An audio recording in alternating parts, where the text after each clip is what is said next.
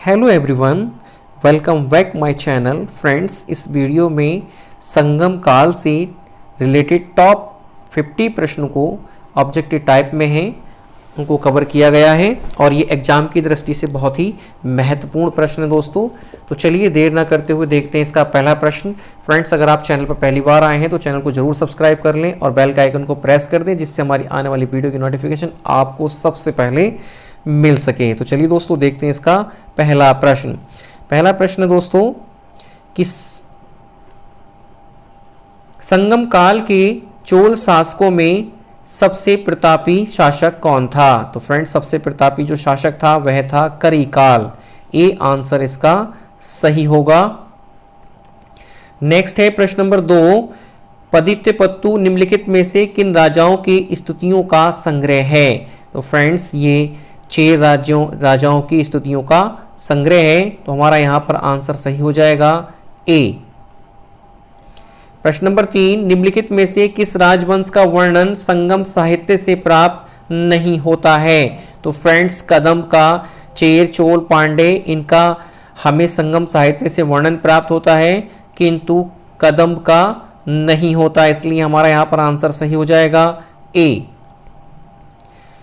4 number है कि निम्नलिखित में से किस नदी के मुहाने पर प्राचीन पत्तन पुकार स्थित था? तो फ्रेंड्स, यहां पर जो आंसर होगा वह होगा कावेरी नदी पर यह स्थित था, इसलिए इसका आंसर सही हो जाएगा ए।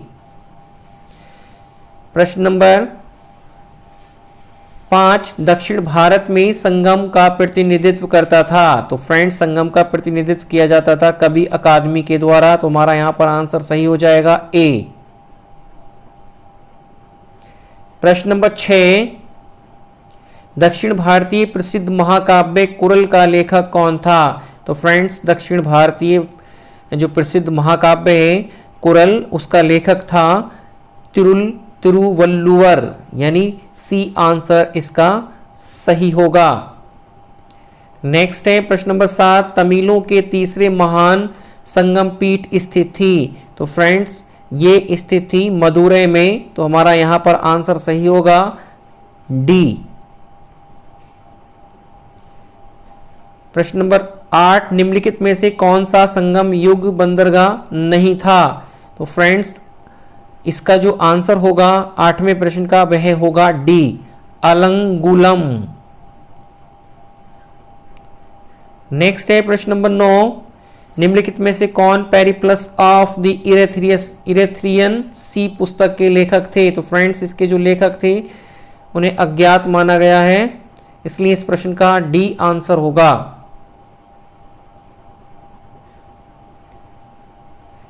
प्रश्न नंबर 10, निम्नलिखित में से कौन से संगम काल में पश्चिमी तट के पत्तन थे? तो फ्रेंड्स, मुशीर भी था, तोंडी और कोडुमड़ाम, इसलिए हमारा जो आंसर सही होगा दोस्तों यहां पर 2, 3, 4, इसका कूट देख लेते हैं 2, 3, 4, तो हमारा इसका आंसर सही हो जाएगा ए, सॉरी बी आंसर इसका सही होगा 2, 3, 4।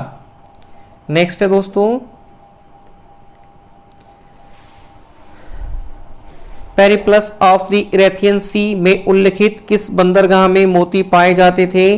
तो दोस्तों, इसका जो आंसर होगा किस बंदरगाह में मोती पाए जाते थे, तो कालची में मोती पाए जाते थे, डी आंसर इसका सही है।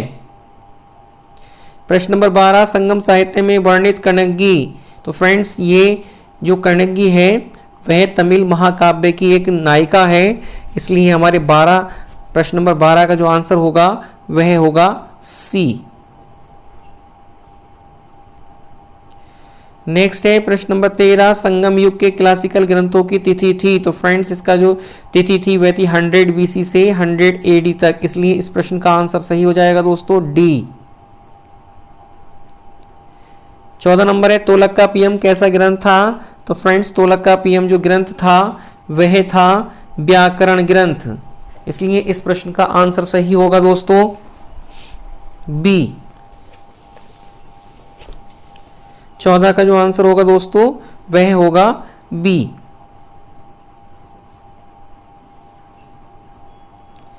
प्रश्न नंबर 15, संगम ग्रंथों में उल्लिखित मुरुगन किस देवता से साम्य रखते हैं? तो फ्रेंड्स 15 का जो आंसर होगा वह होगा स्कंद। सी आंसर इसका सही होगा।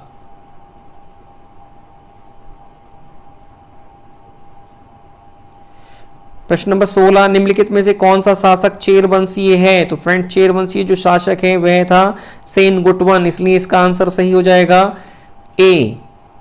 17 नंबर है कि प्राचीन तमिल देश में उपजाऊ कृषि भूभाग की संज्ञा निम्नलिखित में से किसको दी जाती थी? तो फ्रेंड्स उपजाऊ भूमि कृषि भूभाग की जो संज्ञा दी जाती थी वह दी जाती थी मरुदम, यानी इस प्रश्न का सही आंसर होगा बी। नेक्स्ट है प्रश्न नंबर 18, प्राचीन पत्तन और एवं उनकी अवस्थिति के युग्मों में से कौन एक सही सुमेलित है? तो फ्रेंड्स इसमें जो सही सुमेलित है वह है कौलची कौरके, ये बिल्कुल सही सुमेलित है डी, और ये पांड्य देश में था। नेक्स्ट है प्रश्न नंबर 19, निम्नलिखित में से किसने प्रथम तमिल संगम की स्थापना की थी? तो फ्रेंड्स प्रथम तमिल संगम की जो स्थापना की थी वह की थी अगस्त ने, इसलिए इसका आंसर सही हो जाएगा डी। प्रश्न नंबर 20, निम्नलिखित में से कौन सा युग्म सही सुमेलित है? तो फ्रेंड्स इसका जो आंसर होगा वह 20वें प्रश्न का होगा सी, पांडे नेडुंजेलियन।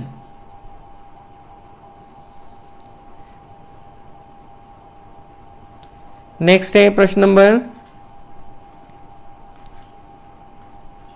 21, निम्नलिखित में से कौन प्रारंभिक तमिल साहित्य के महाकाव्य थे?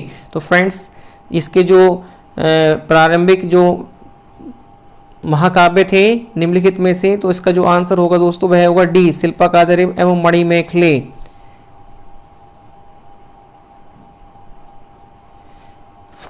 ट्वेंटी नंबर, निम्नलिखित में से कौन पूर्वकालीन तमिल साहित्य में उल्लिखित पथकर है? उल्लिखित जो पथकर है दोस्तों वह है उल्गू, सी आंसर इसका सही होगा।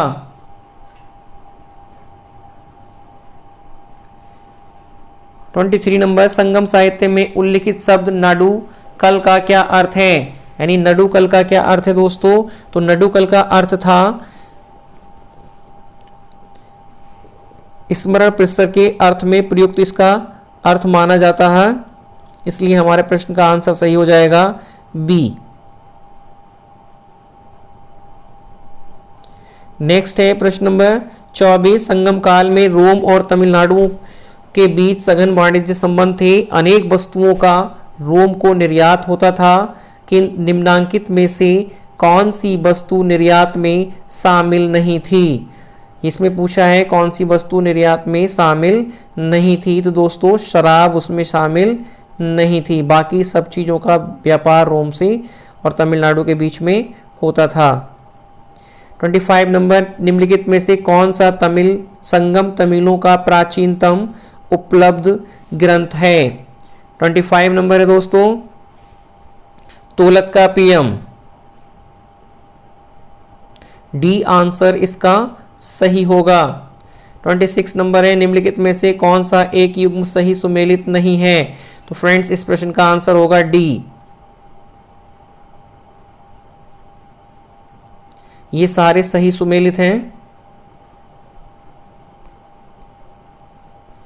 महाभारत का सर्वप्रथम तमिल में अनुवाद किसने किया था? तो फ्रेंड्स महाभारत का सर्वप्रथम तमिल में अनुवाद किया था पेरुंदेव नार ने, इसलिए इसका आंसर सही हो जाएगा ए। 28 नंबर है, तमिल काव्य में आगम वर्ग की कविताएं निम्नलिखित में से किससे संबंधित हैं? तो फ्रेंड्स तमिल वर्ग की आगम वर्ग की जो कविताएं संबंधित हैं वह है प्रेम संबंधी, इसलिए इसका आंसर सही हो जाएगा ए। नेक्स्ट है प्रश्न नंबर 29, सूची 1 को सूची 2 से सुमेलित कीजिए तथा सूचियों के नीचे दिए गए कोड से सही उत्तर का चयन कीजिए। तो फ्रेंड्स इसका जो आंसर होगा वह होगा बी।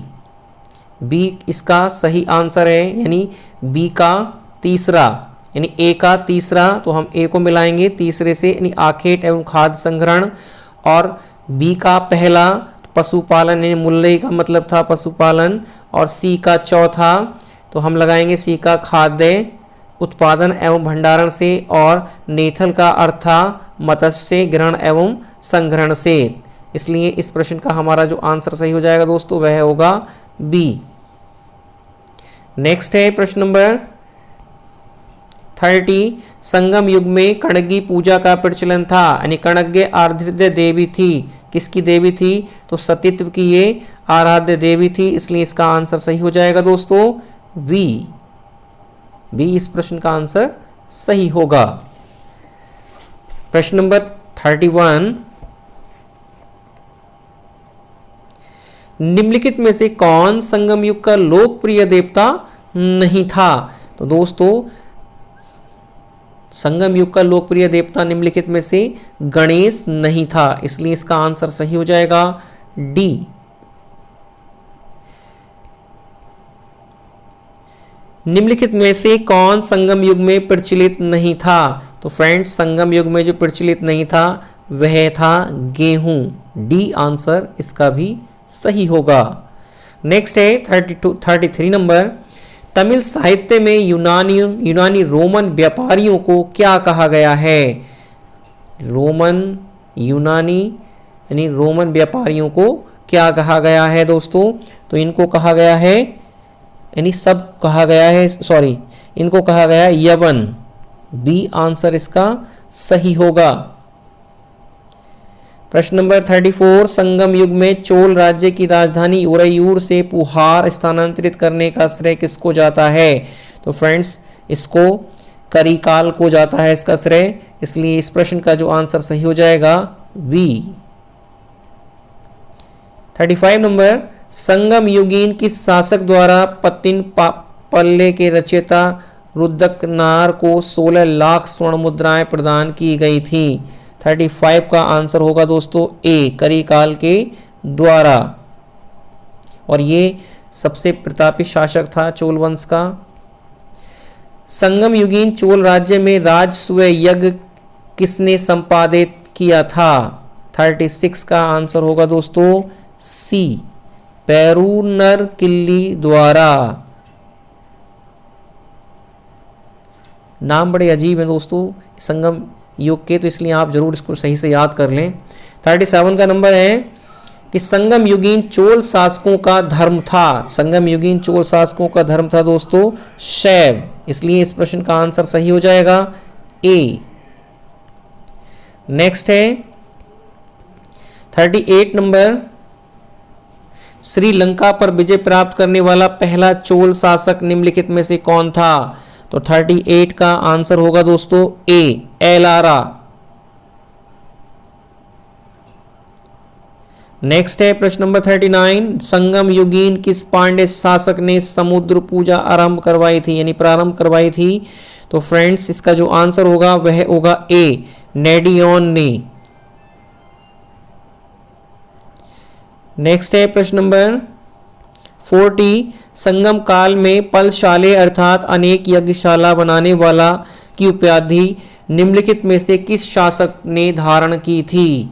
यानी अनेक यज्ञशाला बनवाने वाला की जो उपाधि धारण की थी निम्नलिखित में से किसने धारण की थी? तो फ्रेंड्स वह था मुदुकुडुमी। ए आंसर इसका सही होगा। 41 नंबर है। पांड्य शासक नेडुंजेलियन प्रसिद्ध तलैया लंगानम का युद्ध किसके विरुद्ध जीता था? 41 का आंसर होगा दोस्तों चोल, चैर तथा अन्य मित्र गुटों के विरुद्ध, इसलिए इस प्रश्न का आंसर सही हो जाएगा डी। 42 नंबर है दोस्तों।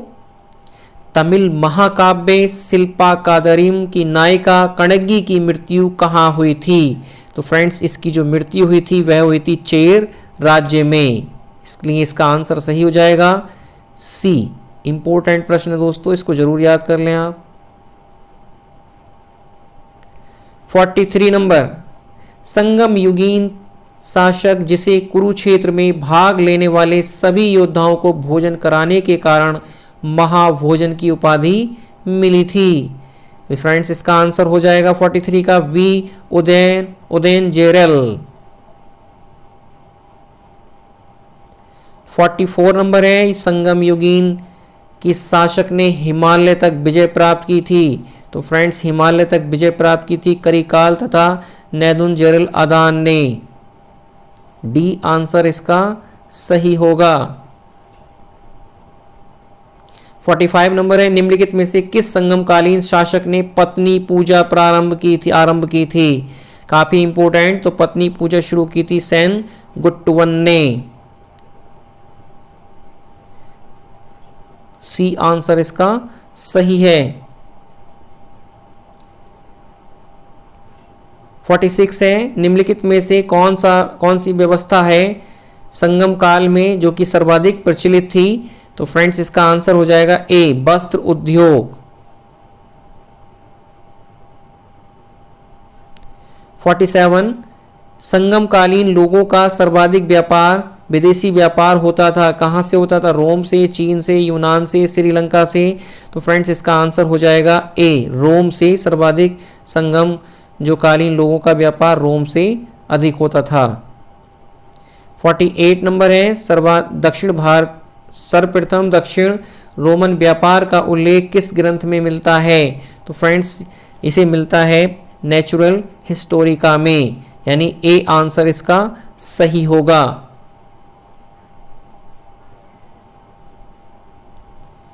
49 नंबर है, निम्नलिखित में से संगम युगीन किस राज्य से व्यापारिक मंडल रोमन सम्राट अगस्टस के दरबार में गया था? तो फ्रेंड्स इसका जो आंसर होगा वह होगा बी, पांड्य राज्य से। और फ्रेंड्स इस वीडियो का अंतिम प्रश्न, संगम काल में बेलन का तात्पर्य है? तो फ्रेंड्स बेलन का तात्पर्य है मुरुगन स्वामी से, इसलिए इसका आंसर होगा सी। फ्रेंड्स ये थे संगम काल से संबंधित टॉप 50 प्रश्न। वीडियो आपको कैसी लगी कमेंट में जरूर बताएं। वीडियो आपको अच्छी लगी हो तो इसको लाइक करें और फ्रेंड्स वीडियो को शेयर जरूर करें। तो फ्रेंड्स मिलते हैं आपसे नेक्स्ट वीडियो में, तब तक के लिए जय हिंद, जय भारत। स्वस्थ रहें दोस्तों, मस्त रहें और अपनी पढ़ाई को निरंतर जारी रखें। Thanks for watching.